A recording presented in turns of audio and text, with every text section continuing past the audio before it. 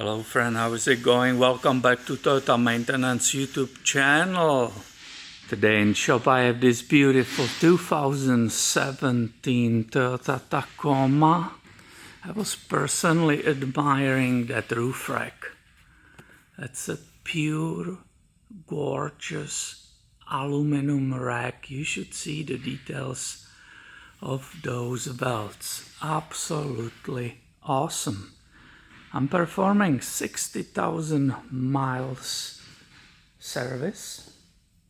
In order to do engine oil and filter change, you have to remove the skid plate to get to the oil filter housing. And when I did that, I found out that one of the bolts was missing. It was this one, the front one, on the driver's side. Well, that's not a big deal. I have many of those OEM bolts here sitting around. So I prepare them. I put the anti-seize on them so they are easy to be removed in the future. And I started putting that skid plate back. But unfortunately, there was a problem. They damaged whoever was working on it, and this was serviced by the dealer only. This hole is good, this one is good, this one is good. Also, you can see already that anti-seize is there, but when I tried to put this one in, it will not go there. The thread is damaged. So this is a brand new customer. I better take my time. I have a time. So I better do something extra for him. I'm sure he will appreciate it. And I decided immediately that I need to refret, to fix the hole, basically refret it and make it perfect for him. I will be not leaving it with 3 bolts only. Let's do it the right way. Let's make it perfect again. This is a truck with only 60,000 miles.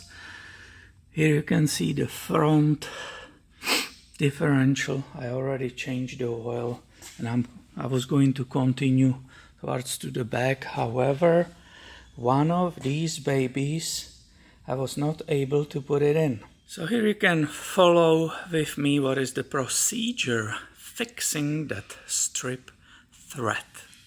First, of course, you need to figure out what is the size of the thread.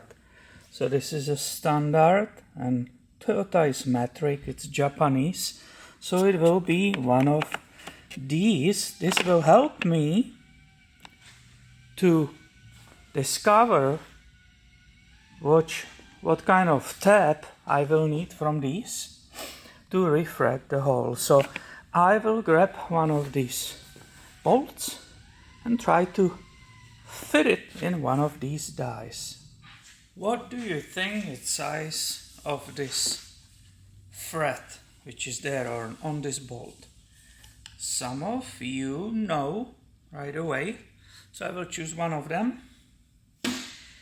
And what you will say, is it possibly M8, M9 or M10?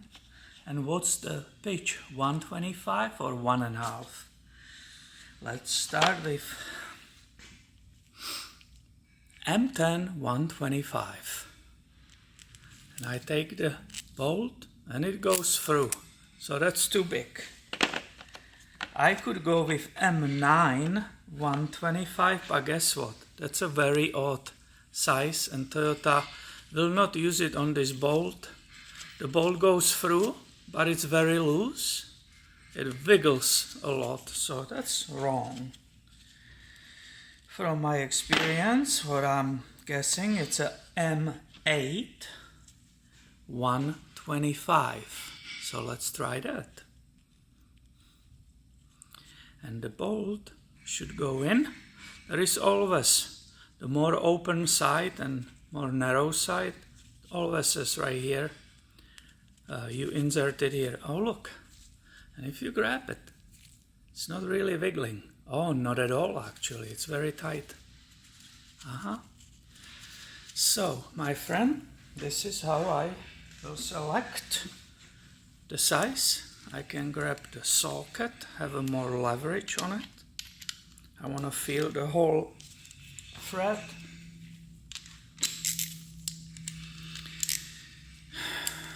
Come on.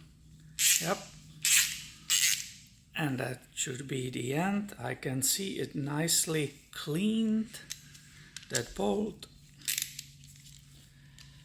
And we find out what size of the thread it is.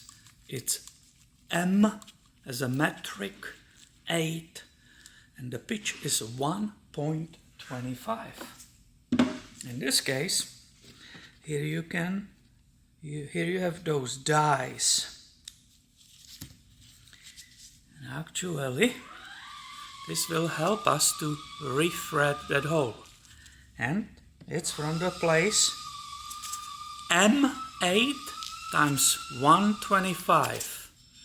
There is still some dirt from the previous usage. So here is the tool. Let's go back to the truck. Before we go there, I will grab one of these tools. There are many adapters right here. So I will grab one of those and install it in it so it's easy to use.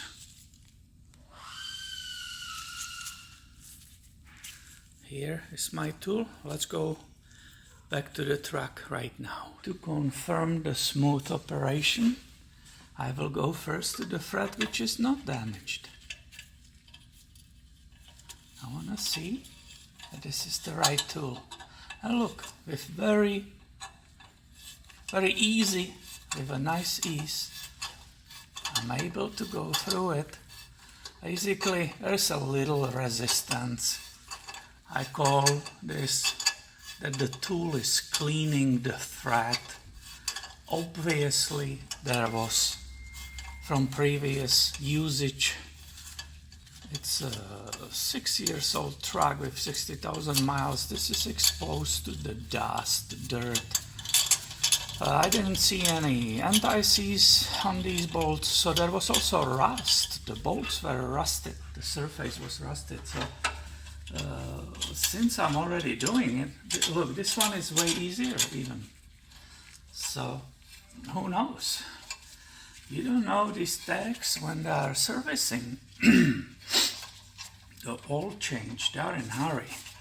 It's very easy for them to strip the bolts. Our frustration with these jobs is definitely that time to time you will end up spending more time fixing these stripped bolts or broken, they're rusted in, and then you try to remove the skid plate. That bolt breaks. Many times you spend almost the same time fixing this problem than spending time do the oil change. So these two are perfectly clean. Let's go look on these remaining two in front. And I can tell you, 99.9, I know why this happened. It's the design of this rubber shield. This rubber shield is going against your installation of that skid plate. You are trying to hook it. Here there are two hooks, and then look, instead of having straight line to these two bolts, you really have to push on this to enter them really nicely and straight. Right? So we have to fix this one, clean it. And look how this rubber, it's like a spoiler. It's not even bumper cover. This is more like spoiler for air efficiency. Also looks, I will say. But that's pushing your tool and it's kind of forcing you to put it crooked in. I soak the tool with that anti-seize to have some kind of lubrication while I will be fixing that thread. And you can see, right, this is the problem. It keeps annoying me, pushing me away and not giving me the space So I hope it will cut just a little bit. I don't think it's damaged terribly, but let's see. It's definitely giving me more resistance than the previous holes.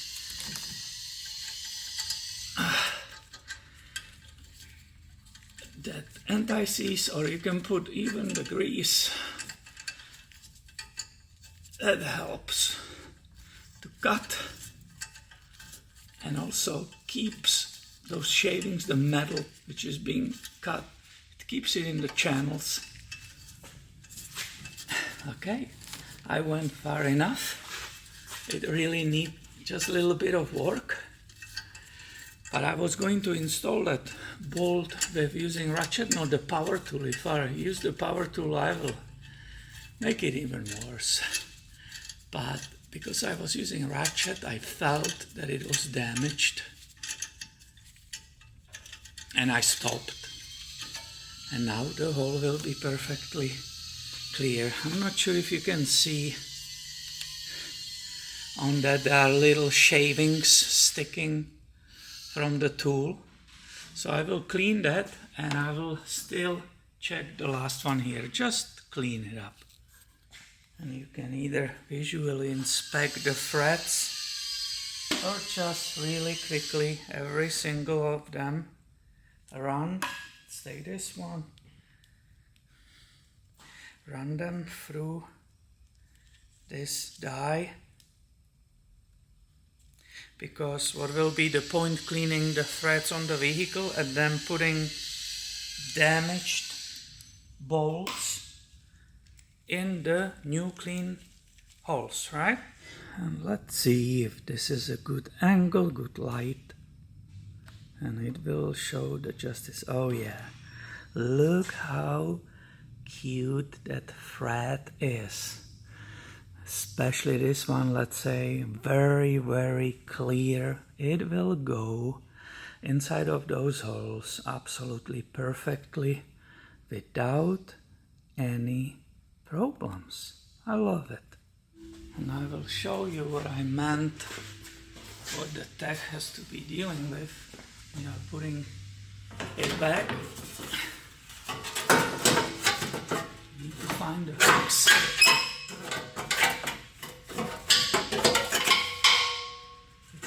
Hooked right now, and then here in the back it's easy, obviously, because you have very easy and straight access to it. But in the front, that rubber shield, that spoiler or whatever we will call it, creates the problem and basically pushes your tool in the wrong angle.